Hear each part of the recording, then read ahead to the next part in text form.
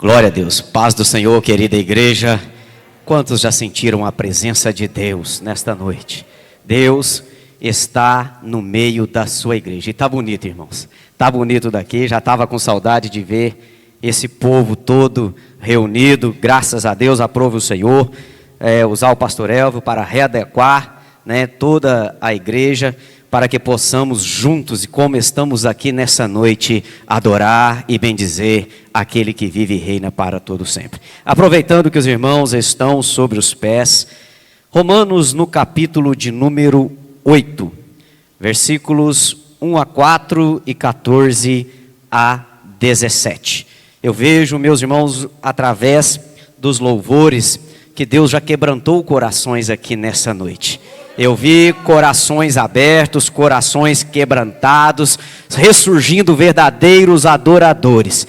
Eu não sei se está difícil ou se está fácil pregar nesse culto, porque aqui essa presença é gostosa aqui, irmãos, aqui no púlpito, aí no coração, no meio da igreja, nós podemos sentir a presença que Deus está neste lugar. Deus tem algo a fazer ainda aqui, através da sua palavra. Creia que Deus, meus irmãos, Ele não vai despedir você aqui, da mesma maneira que você adentrou, mas você vai sair daqui diferente nessa noite, porque o Espírito Santo está aqui para te dar a vitória no nome de Jesus. Glória a Deus. Romanos capítulo 8, versículo 1 diz assim: portanto, agora nenhuma condenação há para os que estão em Cristo Jesus, que não andam segundo a carne, mas segundo o Espírito. Porque a lei do Espírito de vida em Cristo Jesus livrou-me da lei do pecado e da morte. Pois o que era impossível à lei, visto que estava enferma para a carne,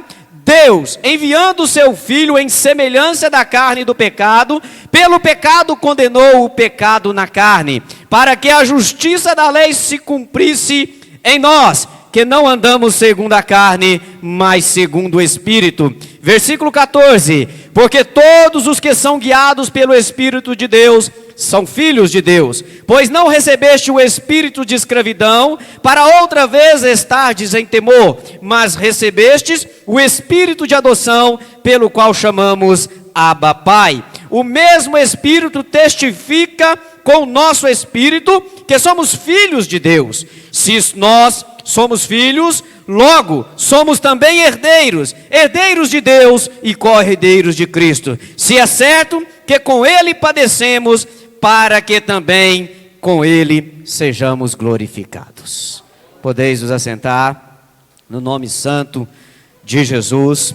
Como eu falei, Deus Ele tem falado comigo, com a igreja, Deus falou profundamente através dos louvores que foram entoados aqui nessa noite, mas Deus ainda tem uma palavra para você, que veio aqui buscando uma resposta de Deus, buscando uma solução talvez para o seu problema, para a sua vida pessoal, uma resposta de Deus.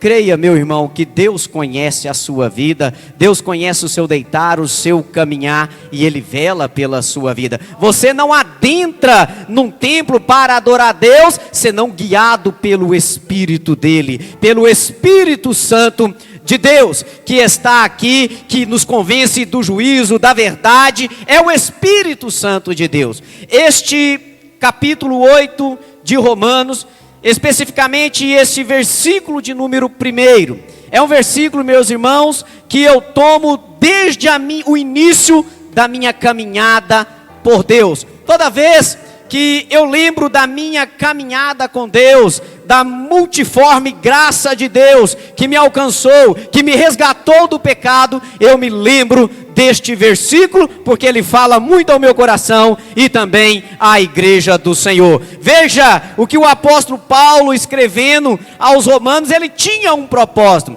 O apóstolo Paulo, quando ele escreve a carta aos Romanos, ele não conhecia a igreja de Roma. O propósito do apóstolo Paulo era ensinar os irmãos que estavam ali em Roma, que embora não conhecesse, mas Paulo era conhecido de muitos que estavam ali. Paulo já visava chegar à Espanha para pregar o evangelho, mas antes ele precisava preparar o seu caminho ali na igreja de Roma, seja com recursos espirituais, com homens, com mulheres, com recursos financeiros, para continuar a pregação do evangelho. Paulo sabia que ali em Roma havia romanos, judeus, gentios que precisavam de uma evangelização. Paulo, no seu discurso em Romanos, ele descreve que todos pecaram. Paulo queria dizer para tanto romanos, gregos, judeus, gentios, que todos pecaram e precisavam da graça de Deus, precisavam do amor de Deus, precisavam da multiforme graça de Deus. Para tanto, Paulo, conhecedor dos judeus, sabendo que eles carregavam em si a lei como a norma divina dada por Moisés ali no Monte Sinai, era preciso que ele descrevesse de uma forma entendível a respeito da lei. Porque aqui no capítulo de número 1, Paulo já descreve numa conclusão: portanto, agora nenhuma condenação há para os que estão em Cristo Jesus, que não andam segundo a carne, mas segundo o Espírito.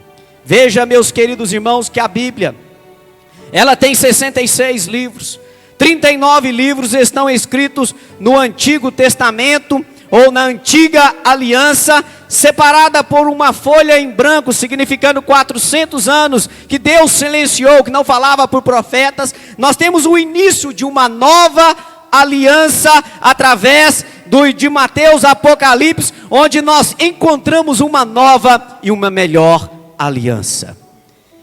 A antiga aliança, que nós chamamos de lei, que não era somente aqueles 10 mandamentos dados na pedra, na rocha, mas mais de 613 preceitos que os judeus conheciam bem e se esforçavam, e por mais que se esforçavam para cumprir, eles ainda eram devedores, porque ninguém conseguia e dava de cumprir a lei em todos os seus preceitos. A lei apontava para o homem simplesmente para dizer: você é pecador, você precisa de algo mais, você precisa de algo mais do que simplesmente ser um cumpridor da lei.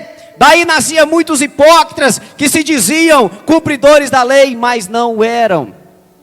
Nós vemos, meus queridos irmãos, que a lei, ela dada por Deus a Moisés, essa lei, ela também foi selada, ela também foi pactuada com derramamento de sangue.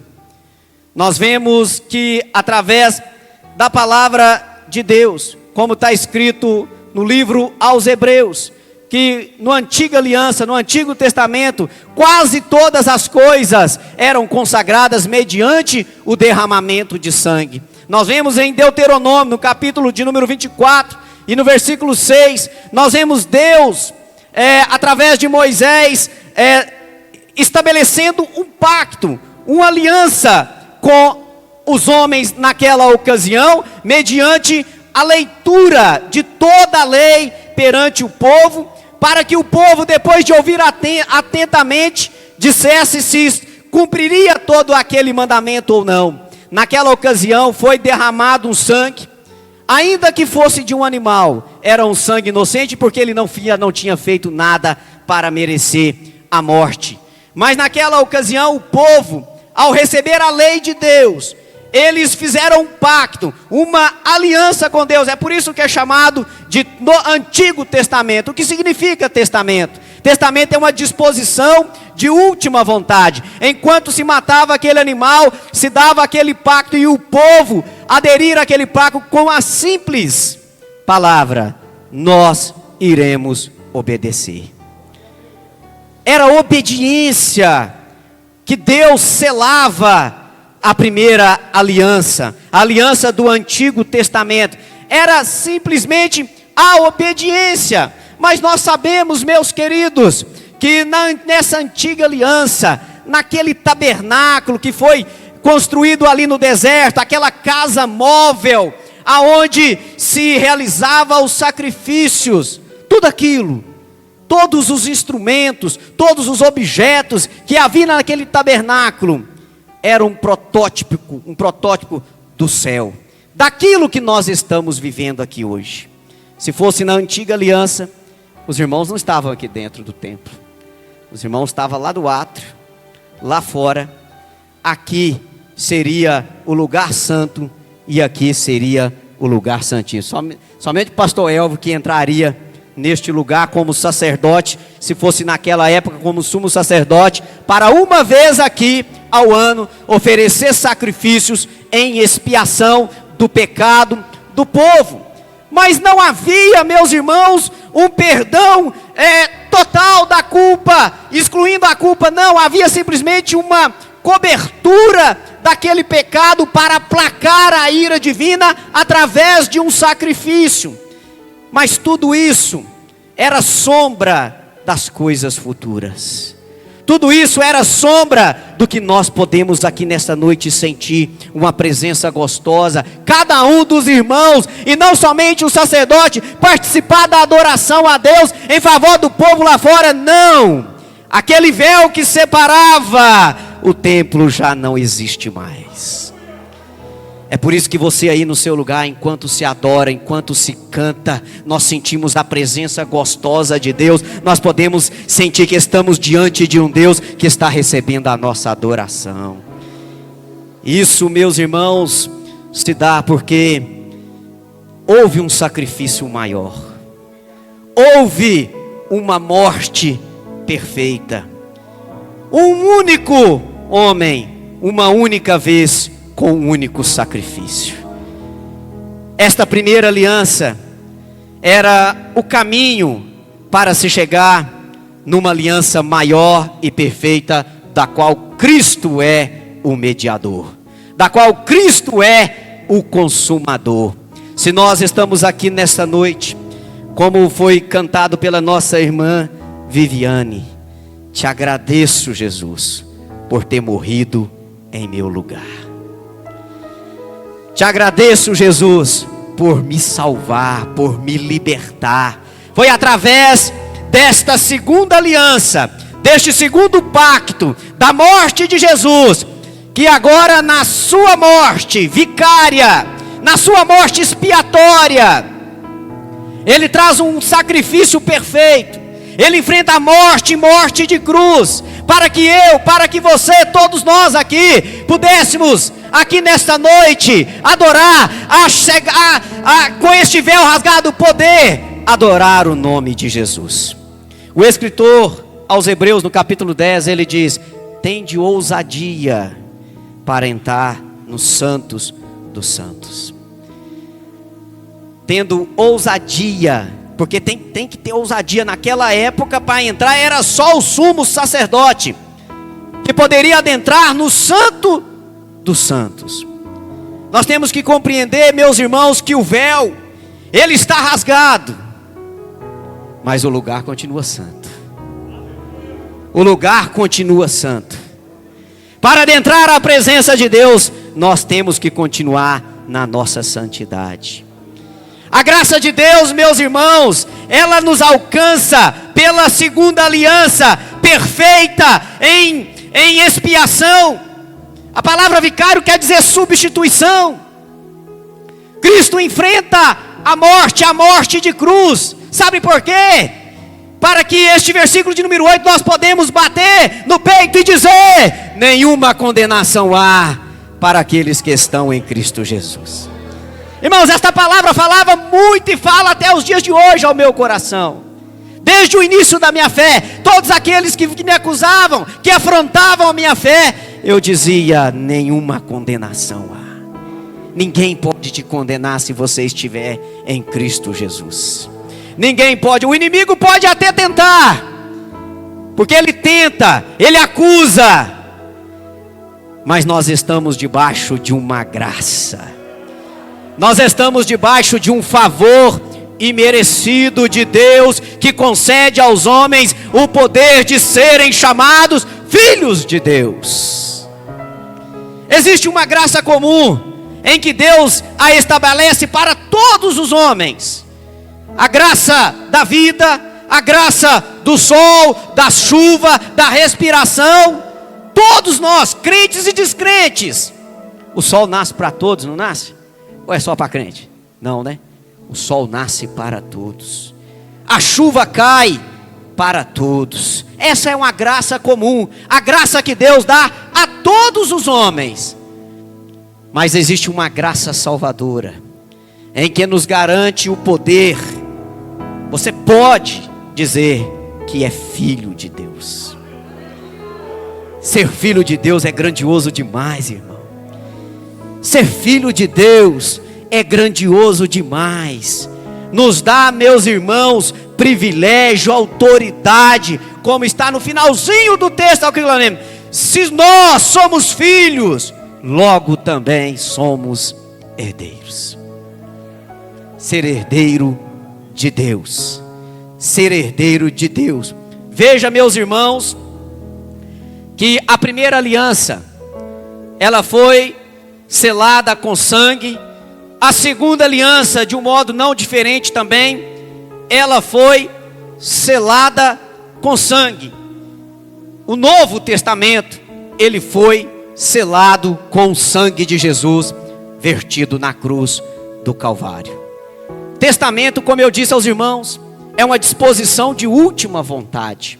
Ou seja, aquele que está para morrer, porque enquanto o testador estiver vivo, o testamento não tem valor. Vou deixar um testamento aqui para o pastor Ailton. Fazer um testamento para o pastor Ailton. Mas vai ter que esperar. Porque enquanto eu tiver vida, não tem valor nenhum. Enquanto eu tiver vida, esse testamento não tem valor. Mas quando o testador morre, aí sim, você vai herdar todas as coisas. É forte. Jesus morreu. Jesus foi sepultado. Jesus foi crucificado, sepultado. Mas ao terceiro dia ele ressuscitou. Ao terceiro dia, o testador, ele morreu para te garantir a vitória, para que você, através desta palavra de Deus, você fosse chamado filho, herdeiro de Deus e co-herdeiro de Cristo, das coisas futuras.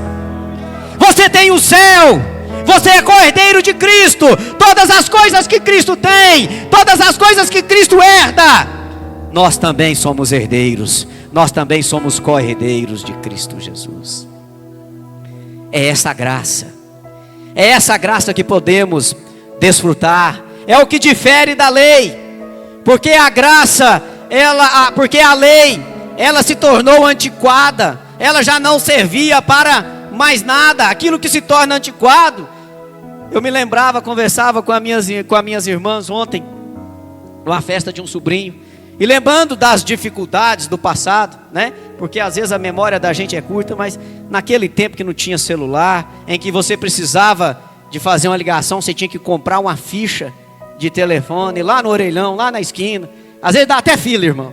Dava até fila para fazer uma ligação, para conversar com o parente. Ficava com as fichinhas na mão, colocava lá no orelhão. Nem orelhão tem mais, né?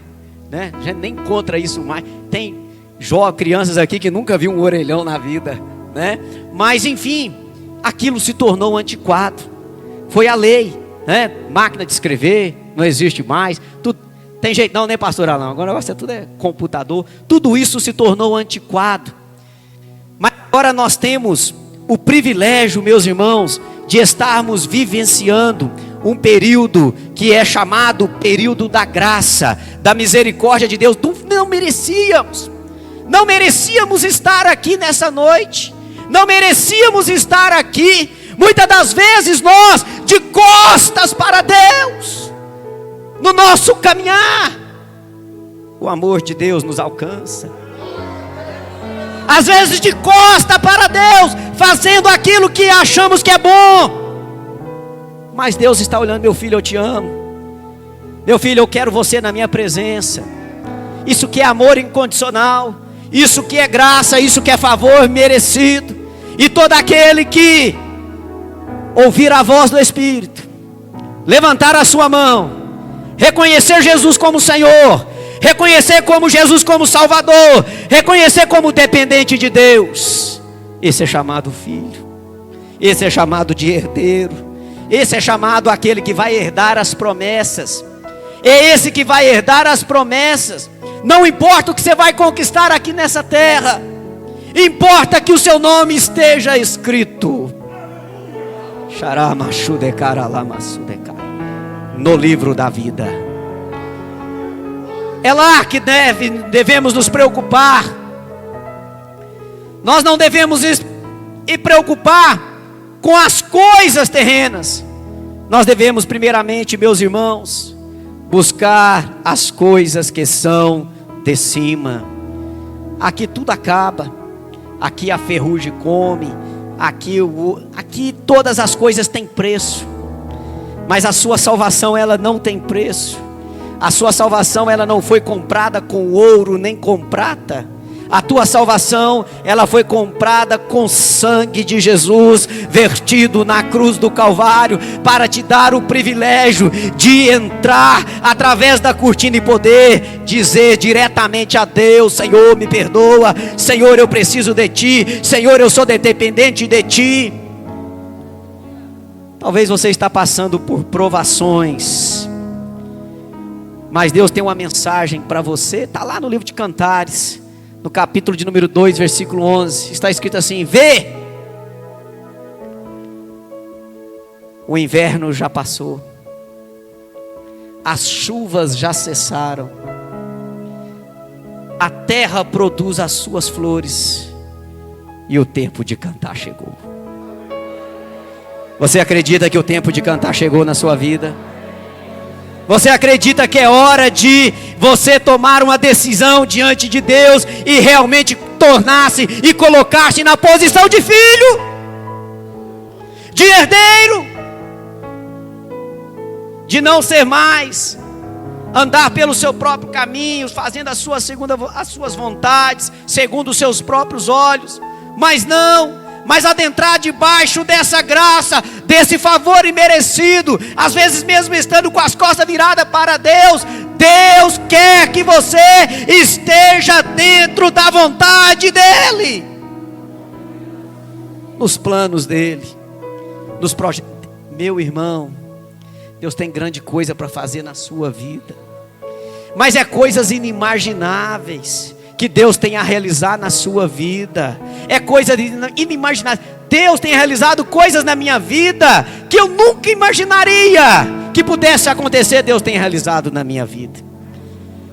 A Bíblia diz no livro de João que falando quando Jesus estava dialogando com Pedro, naquela ocasião em que Jesus se pôs a lavar os pés de Pedro, mas Pedro, na sua loucura, na sua falta de sabedoria, na sua intrepidez, na sua resposta bate pronto, ele diz: não, Senhor, não vai lavar meus pés não.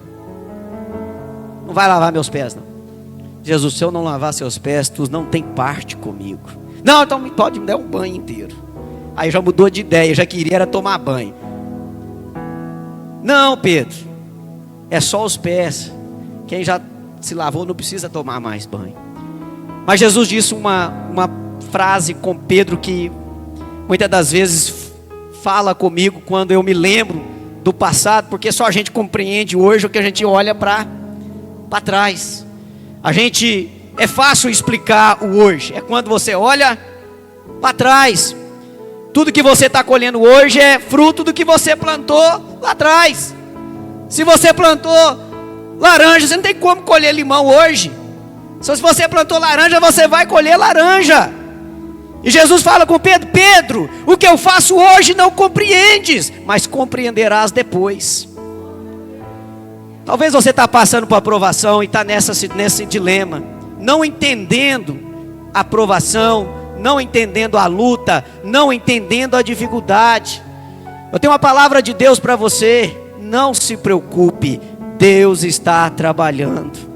O que Ele faz hoje você não entende, mas vai entender depois.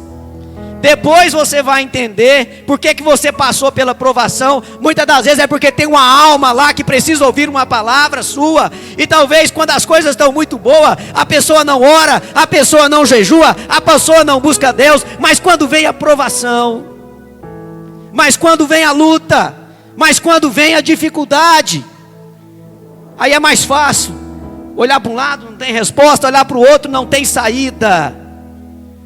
Mas eleve seus olhos para onde tem socorro. Se você elevar sempre os seus olhos, Deus tem socorro para a sua vida. Eu sempre digo que Deus, Ele tem um plano A para as nossas vidas. Muitas das vezes somos nós quem, às vezes na nossa cabeça dura, decidimos adotar o plano B, o plano C, e não esperamos o plano A de Deus para as nossas vidas. Foi como Abraão. Deus tinha um plano A: vou te dar um filho na sua velhice. Era o plano A. Mas Abraão optou pelo plano B. E o plano B, teve um filho com a escrava. E esse problema existe até hoje. Mas Deus velou pela sua promessa. Aquele filho da velhice, ele foi cumprido na vida de Abraão. Então você que tem que estar debaixo de uma promessa de Deus, Deus está te dizendo nessa noite, Ele não esqueceu da promessa. A promessa de Deus para a sua vida, ela está de pé. Sabe por quê? Porque é graça, você não merece. Mas é graça, é misericórdia, é amor. Deuteronômio capítulo 9 demonstra um pouco da graça. A Bíblia diz, Deuteronômio neste capítulo 9, que o povo, ele chegou na terra prometida, não por causa da justiça deles. Não foi por causa da justiça, porque eles eram bons, porque eles mereciam, não.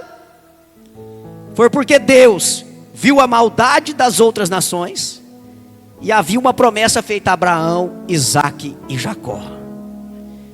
Assim é conosco também. Nós não merecíamos, mas Cristo já pagou o preço. Cristo já pagou o preço.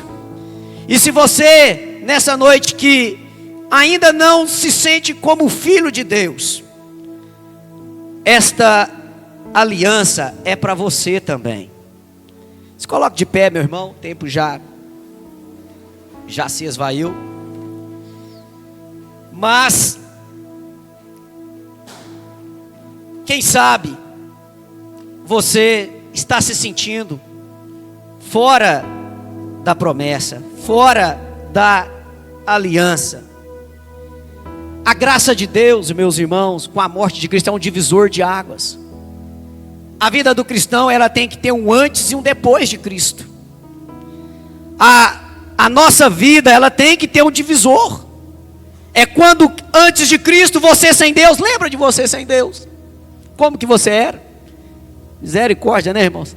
Tem hora que não é bom nem lembrar, de como que nós éramos antes do divisor de águas, antes da graça regeneradora, da graça salvadora estar nas nossas vidas. Pedro também teve um divisor de águas. O apóstolo Paulo teve um divisor de águas, caiu, ficou cego, foi o divisor de águas. Quando Cristo adentra na vida do homem e da mulher de Deus, é só maravilha, meu irmão. Ainda que você, talvez no caminho, deu uma paradinha, parou, mas é hora de restabelecer a aliança. É hora de você renovar a aliança de Deus. Nós estamos na graça, mas é você que tem que dizer, como foi lá no antigo, quando foi lida a lei, quando foi lido os profetas, e o povo, com o derramamento de sangue, aspergindo sangue, o povo, nós iremos cumprir. O amor de Deus é tão grande que Ele te dá essa oportunidade hoje, de você renovar a aliança. E as promessas são muitas, irmãos. Seu nome vai estar escrito lá no livro da vida, Quando a gente vai lá para o Apocalipse lá, você vai julgar, vai entrar na cidade é pelas portas, não vai ser pelo fundo não. Você vai andar pelas ruas de ouro, pelas ruas de cristais. As promessas são grandes. Deus te promete uma vida de paz, uma vida sem culpa. A lei, ela não resolvia o problema da consciência. Mas se você nessa noite render-se aos pés de Cristo, não tem acusador para a sua vida. Dos seus pecados Deus não se lembra mais. Ainda que eles sejam vermelhos como a escarlate, eles se tornarão brancos como a lã. Essas são as promessas de Deus. Antes de passar a palavra ao pastor, que estará orando e finalizando e orando por você, eu quero fazer aqui o apelo para quem nessa noite parou na caminhada, ou que ainda não teve ainda uma experiência de servir a Deus, de não andar mais segundo o seu próprio caminho, mas agora se declarar totalmente dependente de Deus. Se tem alguém nessa noite que quer entregar a sua vida para Cristo, para fazer parte dessa nova aliança, dessa graça, e ter Cristo como divisor de água na sua vida, levante a sua mão que eu quero orar por você.